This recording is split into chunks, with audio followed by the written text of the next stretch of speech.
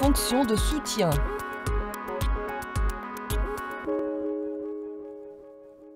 Le R-Series a des fonctions qui facilitent son utilisation et permettent de s'assurer que le dispositif est opérationnel. L'enregistreur à bande est situé sur le haut du défibrillateur.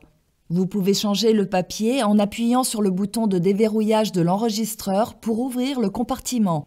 Retirez l'ancien papier et placez un nouveau bloc avec angle plié en haut. L'imprimante fonctionne avec un délai de 6 secondes pour garantir la saisie des informations ECG qui précèdent les événements critiques. L'enregistreur est activé automatiquement lorsque vous administrez un choc de défibrillation à votre patient, une alarme de fréquence cardiaque se déclenche ou la fonction d'analyse du rythme est activée. Vous pouvez activer l'enregistreur à tout moment en appuyant sur le bouton « Enregistreur ». Appuyez à nouveau sur le bouton pour arrêter l'impression. Vous pouvez imprimer et accéder à deux types de rapports résumés, l'impression de données et l'impression de diagrammes. Le rapport résumé de type impression de journal permet de visualiser une liste chronologique de toutes les interventions. Pour générer un rapport de synthèse, appuyez sur les touches de fonction « Rapport » puis « Imprime données ». Ce rapport résumé permet de visualiser des tracés ECG pendant une période spécifique ou pour tous les événements activés. Pour imprimer un rapport résumé de type diagramme pour tous les événements, appuyez sur la touche de fonction « Rapport » puis appuyez sur « Imprime diag ». Appuyez sur « Imprime tout ». Le R-Series permet de transférer des données du défibrillateur à un système externe, tel qu'un ordinateur en réseau, par Wi-Fi ou par carte compact flash. Pour transférer des données, placez le R-Series en mode moniteur. Appuyez sur les touches de fonction Rapport, puis Mode transfert. Puis sur Rapport à carte si vous transférez des données vers une carte compact flash, ou appuyez sur la touche de fonction Wi-Fi si vous transférez vos données via Wi-Fi. Le R-Series conserve son état de préparation clinique en offrant un test automatique quotidien. Le test a lieu quand le câble OneStep est raccordé aux électrodes OneStep, aux palettes ou aux ports de test sur le côté du défibrillateur. Le test automatique du R-Series vérifie que les circuits d'ECG, de stimulation et de défibrillation sont fonctionnels, que le niveau de charge de la batterie suffit pour 1 heure de surveillance continue et 10 chocs à charge maximale, que les électrodes OneStep sont raccordées au dispositif et qu'elles n'ont pas dépassé leur date de péremption, que l'appareil peut délivrer un choc d'essai de 30 joules, que tous les câbles sont opérationnels et que l'imprimante est opérationnelle. Après la réussite du test automatique, une coche verte s'affiche dans la fenêtre du témoin de disponibilité du R-Series. S'il y a un X rouge dans la fenêtre, le R-Series n'a pas satisfait l'une des exigences du test automatique et une notification s'affichera à l'écran. Prenez les mesures correctives, comme le remplacement des électrodes périmées, puis procédez à un test manuel. Si le X rouge ne s'efface pas pour laisser place à une coche verte, appelez le service d'ingénierie clinique. Pour un test manuel, vérifiez que le câble OneStep est branché à des électrodes OneStep, à des palettes ou au port de test. Placez le sélecteur de mode sur Défib. Réglez l'énergie à 30 joules et appuyez sur Charge. Quand la tonalité indiquant la fin du chargement retentit, appuyez sur le bouton Sélection d'énergie jusqu'à atteindre 20 joules. Le défibrillateur se décharge lui-même. Appuyez sur les boutons Sélection d'énergie pour réinitialiser l'énergie à 30 joules. Appuyez sur le bouton Charge. Appuyez sur Choc. Le message Test OK devrait s'afficher. S'il ne s'affiche pas, avertissez l'ingénierie clinique. Vérifiez la politique de votre établissement pour vous renseigner sur la fréquence des tests manuels. Le stimulateur peut être testé. Pour cela, placez le sélecteur de mode sur Passer.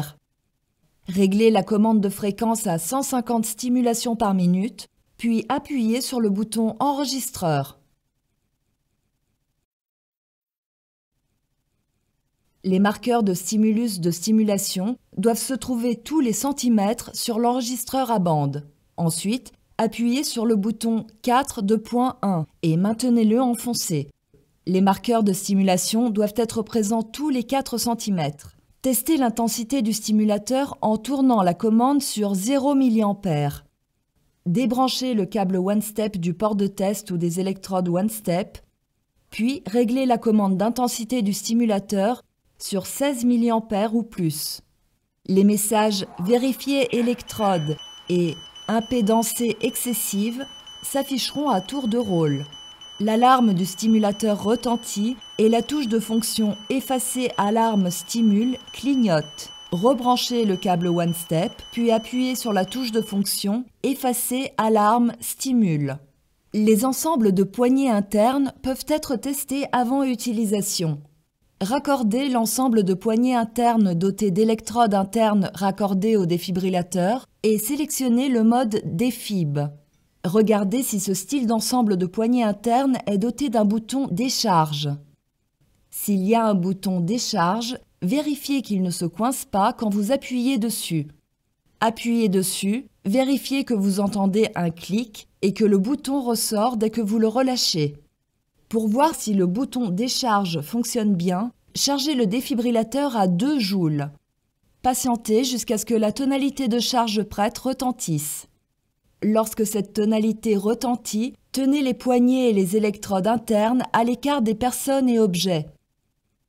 Appuyez sur le bouton décharge sur l'une des poignées et maintenez-le enfoncé pour simuler une délivrance d'énergie au patient. Vérifiez que le défibrillateur ne se décharge pas et que le message d'erreur « Impédancée excessive » ne s'affiche pas. Pour vérifier l'intégrité du câblage haute tension contenu dans l'ensemble des poignées, appuyez sur Charge sur le panneau avant du R-Series à 30 joules, puis placez les électrodes fermement ensemble. Pour les poignées avec un bouton Décharge sur la poignée apex, maintenez-le enfoncé jusqu'à ce que le défibrillateur délivre l'énergie. Pour les poignées sans bouton Décharge, appuyez sur le bouton Choc du R-Series et maintenez-le enfoncé. Le message « Test OK » va s'afficher. Pour plus d'informations, consultez le manuel d'utilisation des poignées internes autoclavables et des électrodes. En plus du test automatique du R-Series, Zoll recommande une inspection visuelle quotidienne de l'appareil. Lors de cette inspection, vérifiez que le défibrillateur est propre et sans dommages visibles, que les câbles sont en bon état, qu'ils ne sont pas coupés ou effilochés et que les broches du connecteur ne sont pas pliées, qu'il y a assez de papier dans le bac à papier, que le défibrillateur est branché sur une prise CA et que la coche verte apparaisse dans le témoin de disponibilité. Le tableau de bord de disponibilité comporte plusieurs indicateurs visuels qui fournissent rapidement l'état du défibrillateur. La LED verte d'alimentation en courant alternatif indique si le R-Series est branché. Le témoin de charge de la batterie utilise des couleurs pour indiquer l'état de la batterie. Le témoin jaune fixe indique que la batterie charge. Le témoin vert que la batterie est chargée. Le témoin jaune-vert en alternance qu'il n'y a aucune batterie ou qu'il y a une erreur de charge. Les batteries sont chargées à chaque fois que le défibrillateur est branché. Une batterie neuve entièrement chargée dure pendant 4 heures de surveillance ECG continue, ou bien sans choc de défibrillation à l'énergie maximale. Le R-Series est alimenté par des batteries au lithium-ion SurPower, facilement accessibles sur le dessus du défibrillateur. L'indicateur d'autonomie sur le dessus de la batterie affiche le temps de fonctionnement restant. Pour afficher l'état, appuyez et relâchez le bouton « Affichage ». Le voyant LED s'allume de gauche à droite. La dernière LED à s'allumer indique la durée de fonctionnement restante. Après 1 an d'utilisation, le voyant ambre sur le dessus de la batterie restera allumé, ce qui signifie que la batterie doit être reconditionnée par l'équipe d'ingénierie biomédicale dans le chargeur de batterie SurPower. Pour changer la batterie, appuyez sur le loquet de déverrouillage et tirez vers le haut. Insérez ensuite la nouvelle batterie.